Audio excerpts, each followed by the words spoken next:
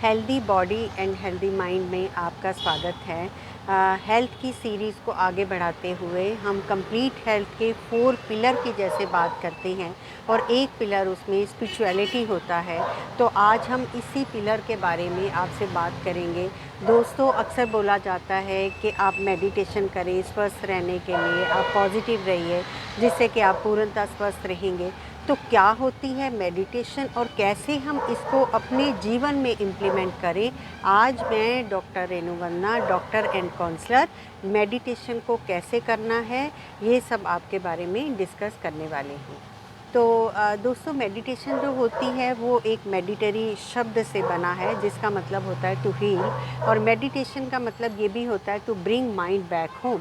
और इसको करने के लिए हमें सबसे पहले हमें एक शांत एकांत प्रिय जगह पर बैठना चाहिए, एकदम रिलैक्स होकर बैठना चाहिए। और इसके 5 स्टेप्स हैं जो मैं 5 स्टेप्स आपके साथ डिस्कस करने वाली हूँ। उसमें जो फर्स्ट स्टेप होता है वो होता है इंटरनलाइजेशन।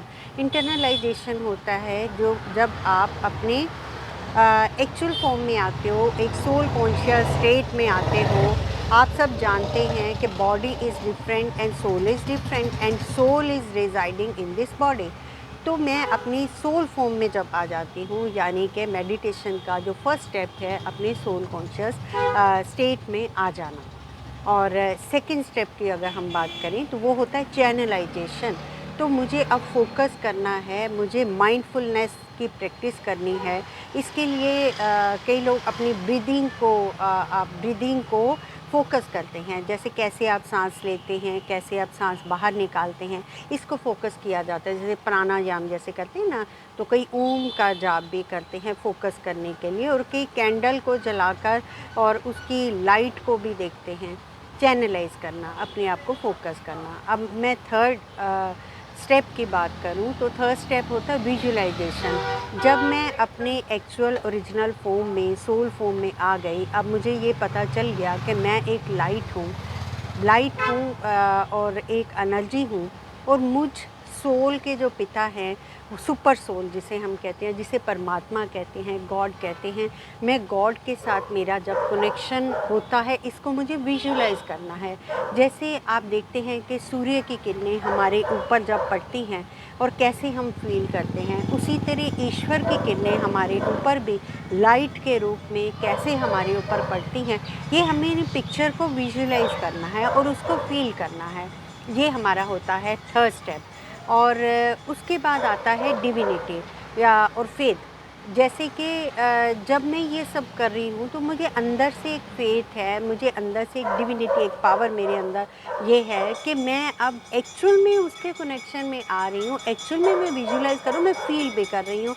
और वो फेथ ऐसे होता है जैसे बच्चा जब अपनी माँ के गोद में होता है, वो अपने आप को कितना प्रोटेक्टेड फील करता है, अपने आप को कितना सेफ फील करता है।